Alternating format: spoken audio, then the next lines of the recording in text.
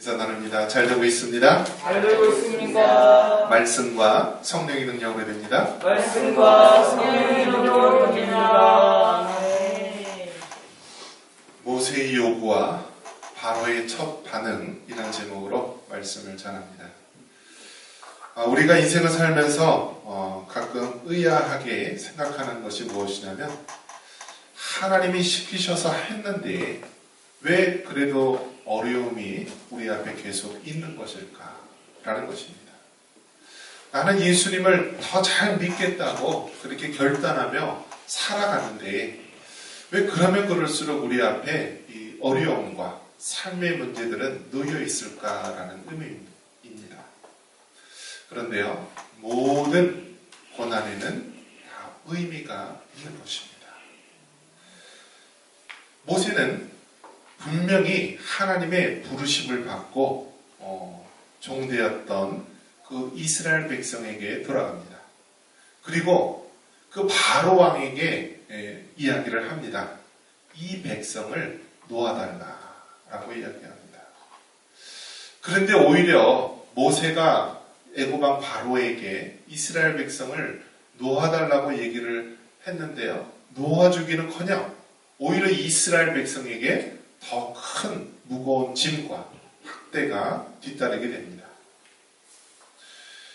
매일매일 이스라엘 백성들은 그 진흙으로 거기다 지푸라기를 집어넣어서 벽돌을 구워야 했습니다.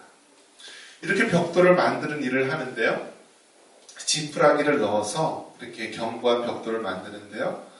이스라엘 백성에게 더 무거운 짐을 주기 위해서 바로왕이 어떤 명을 내렸냐면 지푸라기를 주지 않고 이전과 똑같은 수량의 벽돌을 만들도록 한 것입니다. 그러니까 이스라엘 백성은 어떻습니까? 이전하고 똑같이 만들기 위해서는 지푸라기를 주지 않기 때문에 더 많은 시간 일을 해야 됐고 힘들었습니다. 모세라는 사람이 나타나서 자기들을 이 노예에서 구원해 주는 것이 아니라 오히려 자기들을 더 힘들게 한다라는 생각이 들어서 이스라엘 백성은 모세를 원망하고 또 자신의 힘든 상황을 원망하게 되는 상황인 것입니다. 여러분 어떻습니까? 우리가 하나님의 명을 받아서 주의 일을 하는데 오히려 상황적으로 더 힘들고 더 어려움을 느낄 때는 없었습니까? 바로 그 상황이 모세가 당한 상황, 이스라엘 백성이 부딪힌 상황이기도 합니다. 자, 먼저 모세는요, 처음으로 이 애굽의 바로왕을 대하는 것입니다. 애굽의 바로왕은 어떤 왕입니까? 지금은 미국이 세계를 제패한다. 또 중세 때는 영국, 유럽의 나라들이 세계를 제패한다라고 이야기합니다. 이 성경, 이 기록된 이 출애굽 당시에는 전 세계를 지배하는 것이 애굽, 이집트입니다. 이집트. 그 이집트 왕을 우리가 파라오, 성경으로 나온 말로는 바로라고 합니다. 바로 왕. 모든 권세와 힘을 가지고 있는 이 왕인데요. 이 이집트의 바로 왕은 왜 이스라엘 백성을 힘들게 했습니까?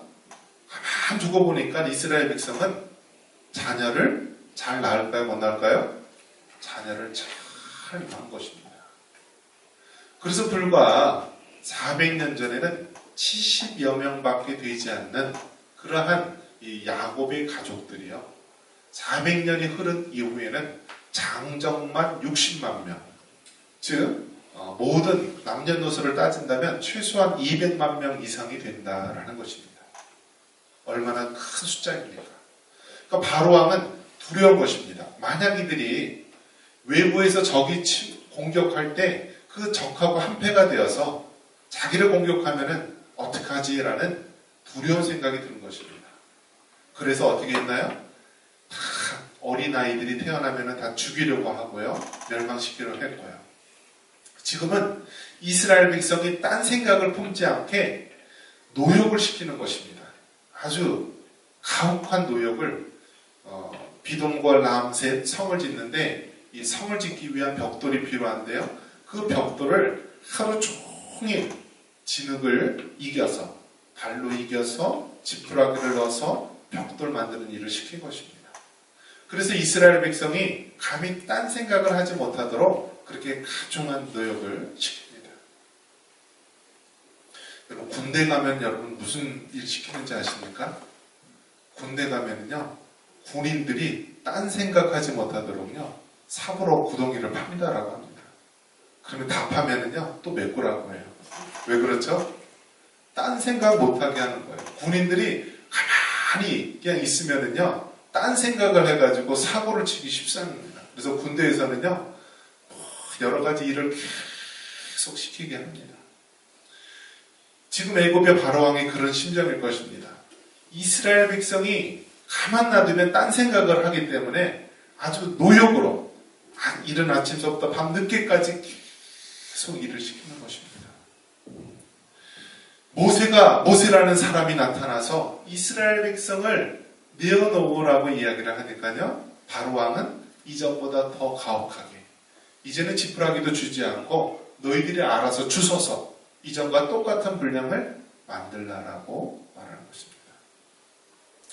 자, 이때 우리가 여기서 눈여겨볼 것은요, 모세가 그 바로왕에게 이스라엘 백성을 놓아달라고 할 때 그 이유가 무엇인지 아십니까, 여러분? 바로 여호와께 제사 드리려 하오니라고 말합니다. 우리 3절 한번 같이 한번 읽어볼까요? 3절, 5장 3절입니다. 5장 3절, 5장 3절. 그들이 이르되 히브리인의 하나님 우리에게 나타나셨은즉 우리가 광야로 사흘길쯤 가서 우리 하나님 여호와께 제사를 드리려 하오니 가도록 허락하소서. 여호와께서 전염병이나 칼로 우리를 치실까 두려워하나이다. 모세가 바로 왕에게 말합니다. 이스라엘 백성을 놓아달라. 그 이유가 뭐라고요? 광야로 가서 우리 하나님께 여호와께 무엇을 드리려 한다고요? 제사를 드리려 한다. 즉 이 말은 예배를 드리려 한다는 것입니다. 이스라엘 백성, 노예되었던, 포로되었던 이스라엘 백성을 바로 이렇게 나오게 하는 그 목적, 그 이유가 무엇이냐면 여호와 하나님께 제사 드리려 한다. 즉 예배 드리려 하기 위해서 한다는 것입니다. 이 말은 여러분 무엇을 뜻합니까? 우리 기독교 신앙은요, 교회는요, 무슨 공동체예요? 예배 공동체예요. 그러니까 우리 기독교 신앙, 예수님 믿는 사람, 교회의 가장 큰 가치는요, 예배 공동체라는 것입니다. 예배 공동체. 그렇기 때문에 이스라엘 백성이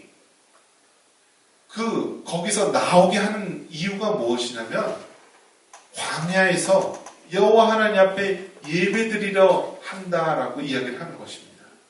그만큼 이스라엘 백성에게 있어서는 여호와 하나님 앞에 제사 드리는 것, 즉 예배 드리는 것이 그만큼 소중하다는 것입니다. 그런데 여러분 지금 어떻습니까? 오늘날의 상황을 보면은요, 예배가 땅에 떨어졌습니다. 여러분, 거짓말도요, 자꾸 하면은 그게 진실처럼 들린다라고 합니다. 그래서요, 거짓말을 100번을 하면은 나중에 그 거짓말이 사실처럼 들린다라고 합니다. 지금 어떻습니까? 우리가 살고 있는 세상에 예배를 방해하는 세상의 숱한 거짓말들이 우리에게 계속 들리게 됩니다. 문자로도 오고요, 뉴스로도 보고, 주변의 사람들이 수긍수긍 거리면서 뭐라고 얘기합니까? 교회에 가지 말라, 예배드리지 말라, 모이지 말라. 이것이 바로 전염병의 온상이다. 너희들이 모여서 예배드리고 그렇게 하면서 전염병이 확산된다. 이 어려움이 증가된다라고 이야기합니다. 그래서 어떤 불신이 팽배하게 됩니까? 예배를 드리면 안 되는 거구나. 전염병이 있기 때문에 예배 드리면 안 되는 거구나 라는 생각이 우리들 이 의식 속에 각인이 되어버렸습니다. 그래서 무슨 생각을 합니까? 예배 드리러 가려고 하다가도 교회 가서 모이면 안 되는구나. 모이지 말라고 했구나. 자꾸 이런 우리의 잘못된 이야기들이 하나님에 대한 예배를 그 땅에 떨어뜨리고 맙니다. 여러분에게 물어보겠습니다. 감기 들렸다고 예배 안 드려도 되겠습니까? 여러분, 감기 들렸다고 하나님 앞에 예배 드리는 것을 포기할 수 있겠습니까? 그렇지 않다라는 거예요. 하나님께서 이스라엘 백성을 끄집어내는 그 목적이 뭐라고 그랬어요? 이 백성으로 하여금 광야에서 나에게 예배 드릴 수 있도록 하기 위해서다라고 말합니다. 그만큼 우리 하나님은 예배를 귀중히 여기신다는 거예요. 이 포로되었던 이스라엘 백성을 구원하는 그 목적이 무엇입니까? 그들이 그 포로 생활을 끝나고 하나님 앞에 자유롭게 예배드리기 위해서다라는 것입니다. 그래서 여러분, 예배는요, 우리의 생명을 바칠 만큼 가치가 있는 거예요. 예배는요, 우리가 정말 하나님 앞에 드릴 수 있는 최고의 경외의 모습이 예배인 것입니다. 나중에 우리가 천국 가서 우리가 하나님 앞에 드릴 수 있는 것이 무엇입니까? 하나님을 찬양하며 예배하는 것입니다. 그래서 우리가 이 땅 가운데 예배를 드리는 것은 우리가 하나님만을 경배한다라는 우리의 믿음의 고백입니다. 그리고 이 땅에서 예배를 드린다라고 하는 것은 우리가 나중에 천국에 영원토록 하나님을 섬기는 그런 천국의 기쁨을 맛보는 것이 예배인 것입니다. 그렇기 때문에 여러분, 절대로 예배를 경홀히 여기거나 가볍게 여겨서는 안 되는 것입니다. 하나님께서는 400년 동안 노예로 있었던 이스라엘 백성을 구원하시는 목적이 이 백성으로 하여금 하나님께 예배드리려 하기 위함이다라고 분명하게 말씀하고 있습니다.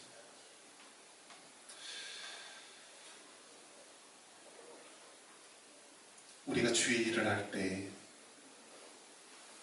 낙심할 때가 있습니다. 모세도 그 마음속에 어떤 생각이 들었냐면, 하나님이 불러서 지금 내가 이스라엘 백성을 구원하기 위해서 바로에게 가서 말하지 않았습니까? 그런데 왜 이렇게 더 일이 힘들게 됩니까? 이스라엘 백성에게 왜 더 무거운 짐이 주어지고, 이제 모세 본인은 이스라엘 백성에게 원망을 듣고 바로왕에게도 밑보여서 더욱 이렇게 어렵게 일을 만듭니까? 라는 그러한 절망의 마음이 들게 됩니다.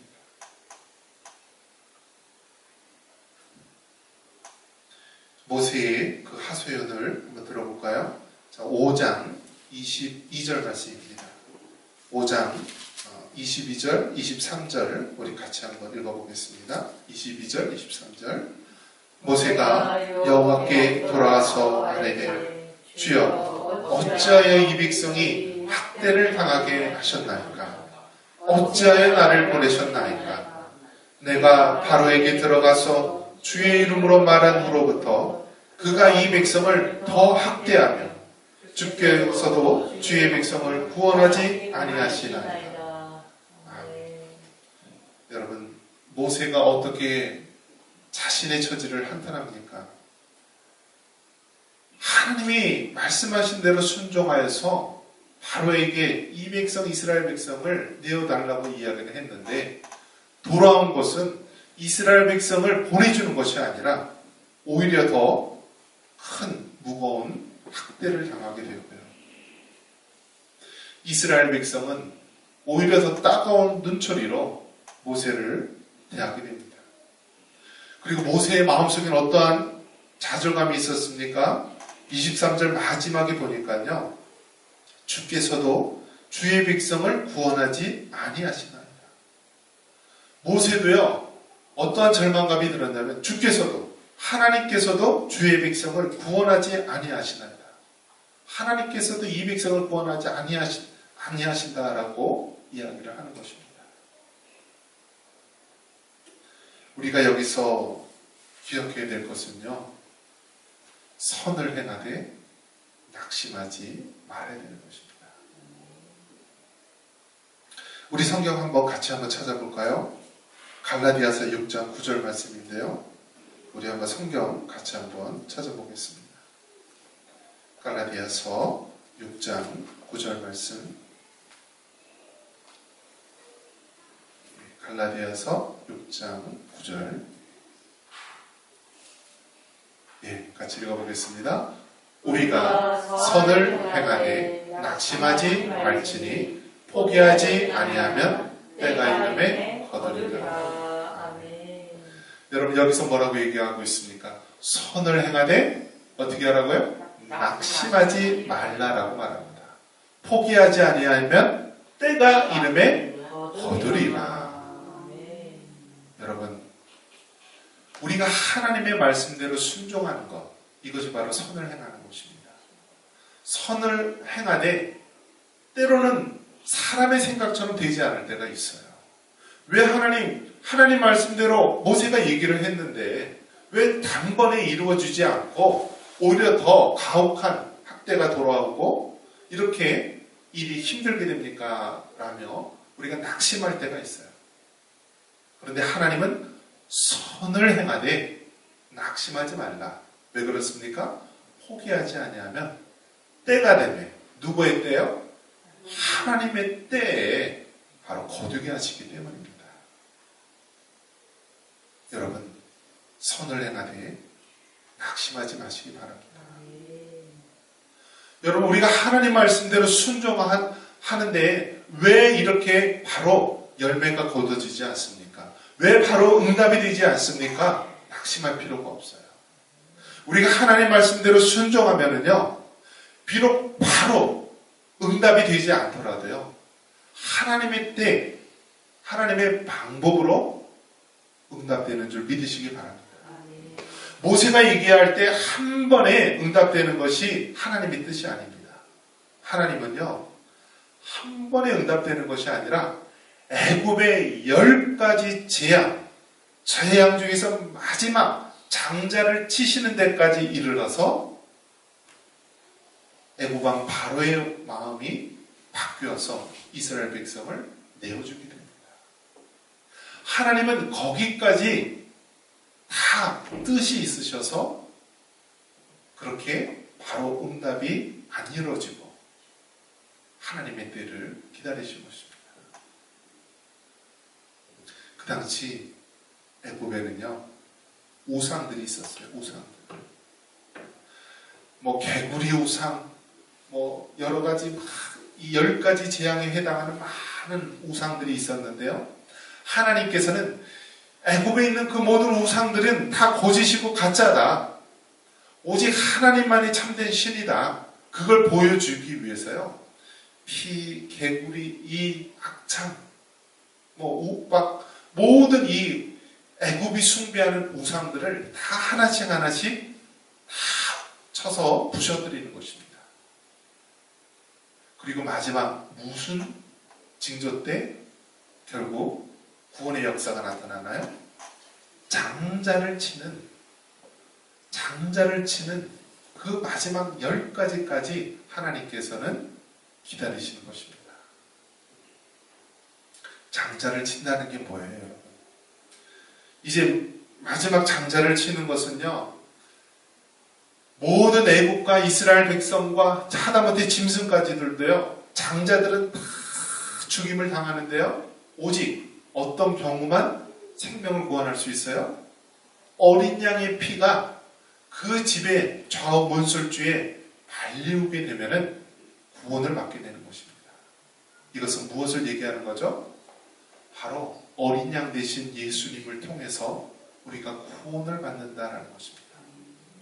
하나님의 뜻은요, 모세가 한 번 바로 왕에게 얘기할 때 끝나는 것이 아니라 바로 어린 양 예수님의 이 구원의 역사를 이루기 위해서 그 수많은 과정들을 우리 하나님께서는 기다리시고 또 기다리시며 때가 이르매 거두도록 하시는 것입니다. 여러분, 주의 일을 하다가 왜 이렇게 안 이루어지지? 왜 이렇게 더디 이루어지지? 왜 이렇게 응답이 되지 않지? 왜 이렇게 더 힘들지? 라고 낙심이 들 때가 있습니다. 갈라디아서 6장 9절의 말씀처럼 선을 행하되 낙심하지 말지. 포기하지 아니하면 때가 이름에 거두리라. 여러분, 모세가 비록 바로 왕에게 한 번 얘기해서 이루어지지 않았지만 포기하지 아니하고 하나님의 때가 이르면은요 다 응답이 되는 것입니다.